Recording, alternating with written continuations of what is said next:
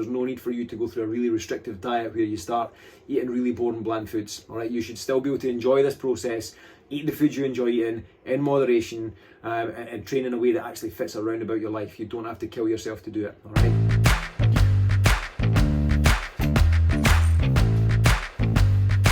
Right, welcome back to the Ian Jack Fitness Podcast. This is episode number 2, and on this episode we are going to talk about how you can go about losing your first 20 pounds, even if you're totally strapped for time and you just don't know how to fit everything in.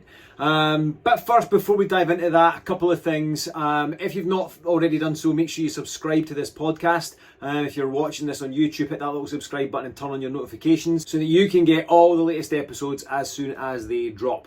And now, second thing, this will be the very last episode of the Ian Jack Fitness Podcast. Not because I'm stopping the podcast. If you remember back to last week, I spoke about not liking the name, the Ian Jack Fitness Podcast.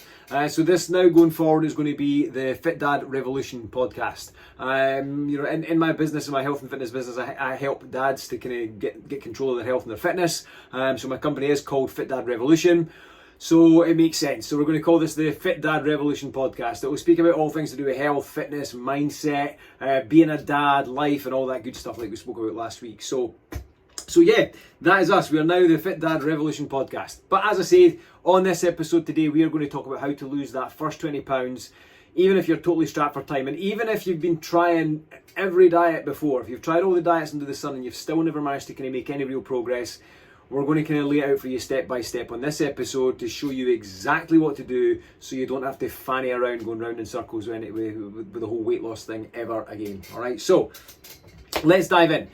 So the first thing I want to look at, the first thing I really want to talk about is when it comes to losing weight, I want you to forget everything that you've ever been taught before, or everything that you've read, or everything that you've learned previously, or everything that you've ever done. Forget it all, because for the most part, it's a load of nonsense. All right, all the diets and all the usual junk that you do, most of them are designed to actually keep you stuck, right? None of them really ever work, right? Actually, that's a lie. They all work. They all work in the very early stages. Every single diet you do works, all right? But they work because they all put you in a calorie deficit. And if you don't know what a calorie deficit is, if you've not been following work for a while, then essentially all a calorie deficit is where you eat less food than your body needs, all right? If you eat exactly the same amount of food as your body needs, your weight stays the same. If you eat more food than your body needs, you're going to gain weight. That's it in as kind of simple a term as I can possibly put it. So every single diet that you go on, it's just a way of putting you into a calorie deficit. It doesn't matter if it's fasting, paleo, keto,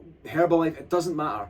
They're just a way of putting you into a calorie deficit. Now, the problem with most of those approaches is when you embark on these funky diets, they might seem brilliant initially, but for the most part, they're massively unsustainable, all right? Either because you're cutting out all the foods that you enjoy, so you end up going through a point where you're craving all these things. Like if somebody told me I could never ever eat chocolate again, it would only be a matter of time before I would crave chocolate and I'd want to eat all the chocolate under the sun. And so when you start telling yourself you can't have something, when you're restricted from your diet, inside your head, you've got a natural inclination to want more of that thing. Right, so when the diet then goes tits up and falls by the wayside, it normally goes tits up in the sense that you stuff your face full of all the stuff you've just been telling yourself you can't have. All right, when you go on these diets, man, you never tell yourself you can't have broccoli and chicken and rice. You never ever tell yourself that, all right? But you seem to think that's the answer. Oh, I'll just have that. But then you're never ever craving that stuff. But when you start cutting out Mars bars and donuts and crisps, I'm like, I can't have that. I mustn't ever have that stuff. You instantly gravitate towards it. You want to have more of it, all right? The same goes when you starve yourself. A lot of these diets have got you starved. Like if you look at Herbalife, for example, you're having like a shake in the morning and a shake at lunch. You have one of these little detox teas that they give you, and then you have a substantial meal for your dinner. But again, if you look at the substantial meal, a lot of the time it's fairly boring and bland. Is it any wonder you can't stick to that? And then, after a few weeks, maybe a month or so, you get to a point where you're so hungry, you just want to eat absolutely everything. Right? What then ends up happening is any weight that you have lost, because you then go through this massive big binge, which, let's be honest, it doesn't just last 1 or 2 days, it normally lasts a lot longer than that, because you have the binge and then you realise, oh, I can't believe I've done that, I've ruined all my progress. So the binge normally continues because you eat to then make yourself feel better. So you then, any weight that you have lost, you regain, plus you then put on a whole pile of extra weight just for good measure, and then the whole cycle has to start again. And this is where a lot of these diets get you. This is where they pull you in, because in the early stages they did work. Alright, so if you look at things like Slimming World, Herbalife, people go back to these things again and again and again and again, and they just keep on spending their money hand over fist. on something that worked in the early stages but never ever works long term. Right? Whereas if we can kind of break away from that mentality and understand you do not need to starve yourself, you don't need to cut out all the foods that you love, you don't need to do any crazy diets with funky names that require you to be a master chef in the kitchen, you don't need to do any of that stuff. You can absolutely still eat the foods that you really enjoy, and you can do it in a very sustainable way. All right, I'm not saying that all you should ever eat would be pizza and crisps and Mars bars and all that kind of stuff. You know, while you could get into a calorie deficit eating that, you wouldn't get to eat a great deal of food. There wouldn't be a lot of food that you'd get to eat. So one of the things that we look at with our clients when we first get them on board is we try and get them to a position where we get them eating as much food as humanly possible while still being in a calorie deficit. And we do that by starting to kind of change the kind of foods that they're eating. All right, so instead of having heavily processed foods, we start looking towards more whole foods. And we're going to explain that to you in just a wee second. All right, and when you do that, the volume of food, the overall volume of food that you get to eat starts to increase, but the calorie amount that you're taking in, it becomes a whole lot less. All right, whereas if you're just always eating processed food, the calorie count on these foods tends to be pretty high, but the overall volume of food that you get to eat tends to be pretty low. That's why it then becomes really easy to overeat on those kind of foods. All right, but I'm not saying that you shouldn't ever eat them. Please don't take that like that would then be going into that whole restrictive diet kind of idea. That's definitely not what we want to do. Okay, so if you're not going to go on a crazy diet, and just to add in as well, when it comes to exercise, a lot of people think that exercise is the thing they need to do. I need to go and just crucify myself in the gym, or I need to go and run for days on end to get away my wobbly bits. Exercise is what we would use to support, all right? We massively overestimate what exercise does for fat loss and massively underestimate what exercise does for our health and for our mental health, all right? We need to kind of reclassify that. Yes, we do use exercise, and all of my clients get put on a kind of a training program that we build out for them. But we use that to support what we do from a dietary perspective. If we can get the nutrition side of things dialed in, then we use the exercise to support. It makes the journey a whole lot easier. But we have to understand we're using the exercise for the right reasons. All right, we use that for our health. We use it to get stronger. We use it to kind of, get a little bit fitter. We're not thinking about exercise. How many calories can I burn? How much fat can I melt in this session? Let's move away from that mentality as well.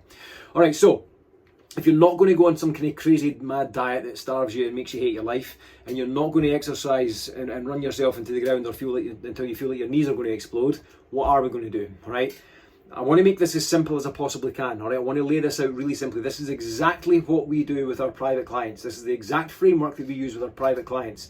And if you did nothing else but just installed this for the next sort of 3 to 6 months, you would see incredible progress when it comes to losing weight. All right, now of course, when it comes to coaching people individually, there's a lot more we would go into. We would kind of look at them and their personal circumstance to make sure it's more tailored to them.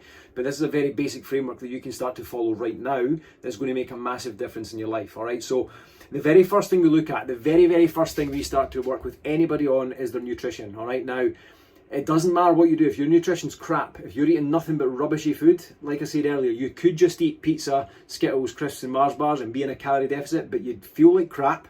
You'd probably still be really, really hungry, and you wouldn't get the kind of body you're looking to get, all right? So while a calorie is just a calorie, the quality of those calories does matter, all right? We want to make sure we're eating the right kinds of foods. So the very first thing we do with all of our clients when they come on board with us is we give them a framework to follow, all right? So you don't have to count calories and get super strict on weighing out your foods. That stuff does help, and it is pretty accurate, but you don't have to do that, especially if you're strapped for time. If you're strapped for time, you might not have the time to sit and weigh out your food and count things, and you've got kids hanging off your legs, and you've got to entertain your wife, you've got the work phone in you, and you've maybe just not got time for that. So having a really simple framework to follow is an absolute game changer. So we've got a framework we follow called the 3-1-3 framework, where essentially all you're going to do is you're going to make sure that in a day you eat 3 main meals in your day. Then on top of that, you're going to have 1 snack, and then you're going to top that off with 3 litres of water. You're going to aim for 3 litres of water. Now, most people, when I say that part to them, they kind of shit their knickers a bit and go, oh, God, man, I'll never drink 3 litres of water. How am I going to manage that? I'll be pissing like a racehorse. I'll be back and forth to the toilet all day. Yeah, cool, you probably will be, man. You'll be peeing a lot. But let's look on the flip side of that, is you'll be getting a lot of extra steps in because you'll be back and forth to the toilet, right? So there's a bonus to it. But if we focus on the water side of things first, just that and that alone is really going to help you when it comes to losing that first little bit of weight. Right? The first bit of weight you're going to lose is never ever really body fat. It's almost always water weight, all right? Because most of us don't drink enough. And because we're not taking enough water, we tend to then feel quite bloated. We tend to retain a lot of water, right? And because the foods that we're eating aren't really maybe the best quality of foods either, but because of that combined with the lack of hydration, we tend to hold on to a lot of water. So when I start getting you to drink a whole lot more water, first and foremost, you'll retain a lot less, you'll pee in a lot more, your body will hang on to a lot less, you'll naturally start to feel less bloated, but you'll also feel a little bit lighter because you'll lose a few extra pounds in that first sort of week or two. All right, now in addition to that, the whole, adding in all that extra water, you'll probably notice because you're drinking so much water, you'll drink a lot less fizzy juice, or you'll drink a lot less sort of, maybe if you're having sugary coffees and stuff through the day, you'll maybe start to reduce those a little bit. Your water intake will go up, so you're going to reduce the amount of calories you're taking from liquid calories, which means you're naturally going to start to bring your overall calorie intake down, which is going to put you into that calorie deficit. Now, in addition to that, the extra water you're going to take on board is going to then start to help you feel a little bit less clouded in the head. All right, a lot of folk, when they're not drinking so much water, they get a bit of kind of brain fog going on. So once you start increasing your water intake, you start to kind of notice all these kind of changes happening in your body. You'll probably have more energy, you'll be less foggy in the brain, you'll hold on to less water, you're consuming less calories because you're not drinking as much juice, and also you'll probably find that you're going to be a lot fuller as well. Water tends to fill you up a lot more, so you might not snack as much in between your meals. All right, so that's just from the water side alone. Now, if we switch that back around and look at your food, the framework that we follow, as I say, the 3-1-3 framework, those 3 main meals that you're going to eat, I want you to focus on making those 3 main meals protein focused, right? So this is before I've asked you to change anything in your diet. I just want you to look at your plate and ask, is there protein on my plate? All right, if you've not got protein on your plate, we need to adjust it to get protein on your plate. So reduce something a wee bit to get protein on your plate. So if you had a massive bowl of like macaroni, yeah, there's going to be protein in there from the cheese, but there's also going to be a lot of fat in there, all right? And it's not to say that fat's bad. We're not saying fat's the enemy. It doesn't, fat doesn't make you fat. Too many calories make you fat. But if you've got a massive plate of just macaroni, where it's just the pasta, just the cheese, there's no massive amount of protein in there, where can we cut that back a little bit and add in a slab of protein? Could you add in a chicken breast with that? Could you take away some of the pasta and add in a chicken breast? Right, it's not a huge change, but it's going to make a difference. Right, same with your lunch. Instead of having one of these greasy big sausage and egg rolls, of course that is protein you're going to be getting. But instead of having one of those from a burger van, could you prep a couple of chicken wraps to take in with you from home? So you're going to be getting a lot more protein, a lot more good quality protein from the chicken that you've got, and a lot less calories overall. Right, so and it's going to then, you're hitting that protein target that I'm asking you to hit. When it comes to your evening meal, again, look at your evening meal. Is there protein on my plate? I want you to focus on making sure you have protein on your plate at every single meal, right? That's the first thing we're going to get you to focus on. When it comes to your snack, I want you to be focused on making sure that's a protein-based snack. So it could be a protein bar, it could be a protein shake with a pile of strawberries, it could be a bowl of Greek yogurt with some fruit in it, maybe a bowl of cottage cheese if that's what you're into, or maybe a couple of eggs, a few chicken sausages, but something that's fairly low calorie but also really, really high in protein. Right, now, why am I asking you to do that? Well, there's a couple of reasons. So the first thing, protein, it tends to fill you up a lot more. All right, so it's a really, really satiating nutrient, so it fills you up. So when you eat a lot of protein, it tends to fill you up. So the more full you are, much the same as we spoke about the water, the more full you are, the less likely you are to then start snacking in between your meals. And if we're focusing on sticking to that framework, right, well, 3 main meals, 1 protein-based snack. Have that protein-based snack wherever you feel most hungry. If you feel really hungry when you finished lunch and in between dinner, you're ravenous in between, save your protein bar and have it there, or your bowl of Greek yogurt, whatever you're going to have it there. Or if it's in that morning period between breakfast and lunch, have it there. Right, so have that protein-based snack quite strategically. And if you're really, really, really starving, you could maybe even eat that and have 2 protein-based snacks as long as they're low calorie. Right, but just whatever it takes to kind of fill you up. So the extra protein you're intaking, it fills you up a lot more, so it keeps you satiated in between meals, which means you're less likely to start snacking on all the crap of the day. All right, now in addition to that as well, we've got what's called a thermic effect of food. Now all that means is it's essentially how hard your body has to work to burn up the calories you've just consumed. All right, so everything that you eat, your body has to work to digest. So believe it or not, your body burns calories by digesting food. So when you eat something, your body has to use up calories to digest that food. It takes a lot more effort from your body to burn up protein, or for it to digest protein. So when you have a higher protein diet, you naturally start to burn more calories just digesting that food, right? So it gives you a kind of an increase in your metabolism. If anybody's ever complained about having a slow metabolism, or you maybe hear that all the gurus on the internet just now talking about a broken metabolism, that's nonsense. You don't have a broken metabolism. It's maybe kind of had a bit of an adaptation down the way, but you can easily kind of move that back up, all right? So by eating a bit more protein, you naturally start to increase your metabolic rate, which is called your BMR, your base metabolic rate. And obviously we can then use training and stuff to help supplement that to bring it back up, but we're not at that point yet.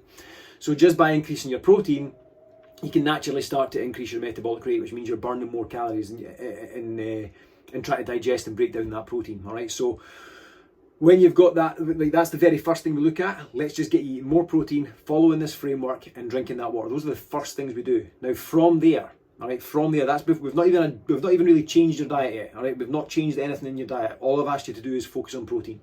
From there, we then start to make adjustments.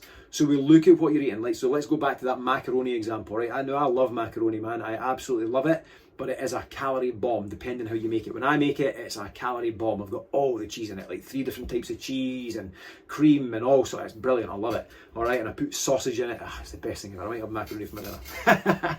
But so just use that as the example, right? So say again, we've made that change. We've cut down a quarter of our plate or a half of our plate from macaroni. We've now got a chicken breast on there. All right, cool, awesome. How can we upgrade that? How can we make it a little bit better? Can we then half that portion of macaroni again? Now notice I've never once said, let's remove the macaroni completely, all right? Because if you love macaroni and I tell you not to eat it, the best way I can think about explaining this, imagine if you've got a kid, all right? If you've got a tiny little kid, I've got a daughter, she's 5. If I say to Cameron, if I say, do not push that red button there, the minute I turn my back, the first thing Cameron's going to do is go, boop, she's going to push that button. You've got one of them in your head. If I say to you, you are never allowed to eat macaroni ever again, the only thing you're going to think about is macaroni, and you're going to want it. And you might be able to fight that off for a brief period, unless you hate macaroni, man, but you get my point. Right, whatever the food is. And you're maybe get so far down the line of not having it, but then eventually you're going to see it, you're going to smell it. Somebody's going to order it next to you, you're like, oh my good God, I want macaroni. And then you're going to have 25 plates of this stuff. All right, so eventually you're going to get to a point where cravings take over, and then you have a binge. All right, so we don't want that. So I'm not telling you to remove it, I'm telling you to reduce it. So can we then get that macaroni on the plate, our protein source on the plate, and our chicken breast or whatever you're having, cut down that half the portion of macaroni, and can we then increase the amount of veg you're having? Can we add in a whole pile of broccoli or carrots or whatever your veggie choice would be? All right, can we then make that the kind of biggest thing on your plate? So when you look at your plate, you've got a whole pile of veg, you've got a nice protein source, then you've got your wee drop carbs with your macaroni, you've also got a wee drop fat in there with your macaroni, so you've got a really nice spread on your plate, a really nice nutritious plate. But if you were to look at the calorie content of what's on your plate now in comparison to that massive bowl of macaroni, you probably managed to cut it by at least a quarter, all right, at least, maybe even more, depending on how much macaroni you cut away, all right, and how much you had in the first place. But straight away there, you've put yourself into a calorie deficit. Now, if you remember back when I spoke at the very start about processed food and whole foods, macaroni would be very much a processed food. The pasta's processed, the cheese is all processed. Yes, the cheese is quite filling, but because you've now added in all that extra vegetables plus the protein, you're going to be super full, all right? And you've got the little bit of fat and the carbs from your macaroni. You're going to be super full. Those foods tend to fill you up a lot more. So the overall volume of food you get to eat, because the amount of broccoli you'd be able to eat it's ridiculous. Now you could eat a whole load of broccoli and still be next to nowhere near the calories you'd have had from that great big bowl of macaroni, right? So all of a sudden, the overall volume of food that you get to eat is going to be a lot more, but the overall calorie intake is going to be a lot less. So that and that alone, once we put that in place for people, it starts to make a massive difference in terms of them losing a bit of body fat and starting to shape their body. Now from there, the next thing we look at, before we look at any exercise, the next thing we look at is just trying to see where you can increase your overall activity throughout the course of the day, right? Can we just get you walking a little bit more?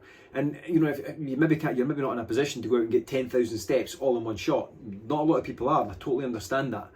But can we just get you moving a little bit more through the day? All right, so the next, when you look at what is going to use up the most calories or what's going to make the biggest difference when it comes to weight loss, everybody thinks it's exercise. It's really not. The diet side is the most important aspect, without a doubt. Then from there, you've got what's called NEAT, which just means non-exercise activity thermogenesis. It's just a big fancy name for moving more, right? If we can just get you moving more through the day, if we go back to speaking about the metabolism, that's naturally going to start to increase your metabolic rate. We just need to get you a bit more active. And it could be really simple things like when you drive to your work in the morning, instead of parking really close to your work building or your office, park a little bit further away. So you've got to walk that little bit further to get into the office. Instead of taking the elevator at work, can you take the stairs? Instead of taking the escalators, can you take the stairs? During your lunch break, can you finish your lunch and go for a 10-minute walk around the compound? Can you go the long way to get to the toilet?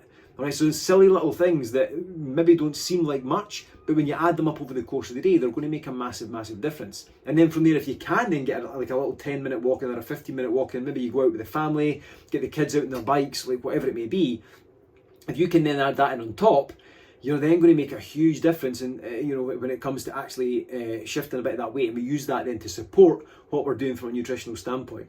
Right now, as I said earlier, the first thing we do is get the nutrition piece in place. And then some of my guys that I work with don't do any exercise at all at the moment. They just do this. We just get them walking. And when we get these two things going together, that's where you start to see massive. Some people are losing like 20 pounds, 25 pounds in the course of 3 months just by doing these two things alone. And when you get them into play and get them into practice and start to make them a habit, start to make them just a thing that you do, it then has a massive, massive impact on the results you're going to get. And at no point do you feel restricted. At no point do you feel like you're starving yourself. At no point do you even feel like you're on a diet, because you're eating food that you actually enjoy. Right? You're eating food that you find, that you find quite tasty.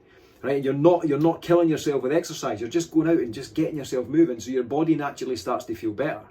Right? And those two things alone they make such a massive, massive difference to the overall results that you're going to get. Right? And because it's such a simple approach, it also then starts to feel like something you could do for the rest of your life. And one of the things that I say to all of my guys is, if you're on a diet right now and it doesn't feel like something that you can keep on doing for the rest of your life, you're on the wrong diet. Right? We need to change your diet, because if you hate what you're doing, you're never going to stick to it. So we need to build this into something that actually fits around about your life, not something that you have to completely overhaul your life to fit in, right? And that's the biggest difference. And then from there, the next thing we look at are your sleeping habits, right? So believe it or not, man, your sleeping habits play a massive, massive role. If you're overly tired all the time and you're feeling stressed all the time because you're tired, it can lead you towards wanting to kind of overeat and want to stuff your face. And in addition to that, you've got a couple of hormones in your body called leptin and ghrelin, and those are responsible for controlling your hunger levels. And when you're feeling good, man, when you're well rested and all that kind of stuff, they're pretty well balanced. When you're not feeling quite so good and when things are about out of whack, when you're overtired, we tend to underproduce leptin and overproduce ghrelin. And I like to call this the greedy gremlin, all right? Because when you're overproducing ghrelin, it makes you want to eat. And it never makes you want to binge on salad and carrots. It never ever, all right? It makes you want to eat chocolate and crisps and all this stuff that's full of calories, all right? So we want to be making sure that we're getting into a good pattern of sleeping. Aiming for a good 7 hours a night where possible. 8 hours if we can, but really trying to get the quality, a good amount of quality sleep, all right? So that could be getting to your bed that little bit earlier. Once the kids are down, instead of binge watching those shows on Netflix, just go up to your bed, read a bit of a book, and then just chill and relax and get to your bed. And when you get up in the morning, go about your day. If you've got a chance to get a 10-minute nap in the afternoon, if if your life is structured in that way, then cool. Get yourself a wee power nap. If you can't, then just let's work on getting you to bed that little bit earlier. Even that wee bit extra half hour to an hour at night is going to make a huge, huge difference. All right, and again, make that something that then becomes a habit. All right, don't make it a thing that's like, I'll sleep later in the day. I don't need sleep. We need to start prioritizing sleep. It's really, really important. All right. Okay, so we've got those 3 things in place. Now we can start looking at exercise, actual purposeful exercise. So the good news is you do not have to go out and run for hours and hours and hours. And if you enjoy running, then cool. But what I would say is, if you've got a lot of weight to lose, I wouldn't recommend running as the thing you turn to automatically, right? Because it's probably going to hurt your knees, it's probably going to hurt your hips. It's not going to be the kind of the best option for you, all right? What I always recommend to anybody that I work with is, let's get you doing some kind of resistance training. Let's start building some muscle mass, all right? So that could be going to the gym and lifting weights, or if you've got some weights or resistance bands at home, doing some work at home. If you don't have access to any of that, it could be just doing things like push-ups, squats, some basic bodyweight exercise, all of which are a really, really great option. Now, of course, if you want to make the most progress in terms of building muscle, we need to get you into a gym, all right? So we don't need to get you into a gym. It would be more advantageous to get you into a gym where you've got access to heavier weights and a little bit more equipment. If you've got stuff at home, then there is still a lot that we can do. There's still a lot of options, all right? And you don't need to be in the gym for hours and hours on end. Some of my guys are training at home and they're doing 10-15 minute sessions a day. They're carving that out, so they've got 5 sessions, 4 or 5 sessions in their week, and they're working out for 10 to 15 minutes at a time, sometimes maybe 20. All right, and they're making incredible progress with that. But we want to start going through that process of building muscle, right? Again, going back to the metabolism example, when you start building more muscle, you develop more metabolically active tissue. So when you build more muscle, you then burn more calories while at rest. All right? So if we look at running for an example, people go out running, or they go and do these HIIT classes or spin classes, and they're checking their wee watches going, I just burned X amount of calories. that stuff's not really all that accurate, all right? And of course, yeah, you're burning calories in the moment. You'll probably burn more calories in the moment doing higher intensity cardio than you would do lifting weights or doing resistance training at home. But once you've kind of stopped burning calories, you're done. In the moment, that's it done. When you're still going to burn calories through the day, of course, I'm not saying your body just stops. But that's pretty much all the benefit you're going to get from that, other than the cardiovascular benefit, of course. When it comes to building muscle, you're putting yourself in a position where you're going to start burning more calories while at rest, because you're building more metabolically active tissue, right? You're building more muscle. When you do start doing any kind of resistance training, in combination with what we do from the dietary perspective or your nutrition, that's when you're really going to start to see the results that you want to get accelerating a lot more, all right? So you're not only going to start to notice you're losing body fat, but you're going to notice a lot of changes within your body in terms of the way your body looks, the shape of your body, because you're building muscle, right? So once you get to a position that most of your body fat's gone, when you really get down to that sort of goal weight that you're looking for, you might actually hit a point where your weight will stop moving. Your weight might not come down anymore, and that's okay. A lot of people kind of freak out at that point, but if we're building muscle mass, your weight might kind of just stay the same. Sometimes it might even go up, but you'll notice your measurements are changing. You'll notice your body shape starting to change. You'll notice your clothes are fitting a lot better, right? There's a lot more kind of benefit to it. Now, in addition to that, like I said earlier, man, we don't use exercise. We really shouldn't be using that for a fat loss tool. Of course, it does help, but we want to look at that from the benefit it gives us from our health. So when we start doing resistance training, it's going to make us stronger. It's going to make our bones stronger. If we go out and we do any cardio, that's going to make us fitter. It's going to make us healthier, right? So these things in combination are really, really good for your overall health, all right? So that is a really important aspect to add in. However, with that being said, it's not something you absolutely have to do, all right? So a lot of people kind of look at it and go, I don't know if I can fit that into my life. It's something I do definitely recommend, and most of the guys that I work with do have some kind of training plan in place, but it's not essential. If we can get you in the right place in terms of nutrition, following that 3-1-3 framework, then getting your overall movement increased with some good sleeping patterns, that's going to make a massive difference in your life. Then from there, we look at a nice structured program where you're training maybe 3 times a week if you're going to the gym. If you're doing those little 15-minute workouts, 4 to 5 times a week is plenty. But we just make sure that we're getting you following that consistently and trying to progress you as much as possible through that program to support what we're doing with the nutrition side of things. And when you get that into place, that's when you're then going to really start to see some big changes in your life and in the way that your body looks. Right, and the good thing, like I say, man, if you look at all of that, at no point have I told you have to cut anything out of your life. At no point have I told you have to starve yourself. Most of the guys, when they come into my program, the first thing they look at when I show them what I want them to eat is I get to eat this much food. It's like people can't actually understand why they get to eat as much food as they do. But that's why I said at the very start, please forget everything you've ever learned about diet and about losing weight, because for the most part it's a lot of nonsense. All right, the goal of weight loss should be to eat as much food as humanly possible while still making progress towards your goals. All right, and still actually enjoying the process.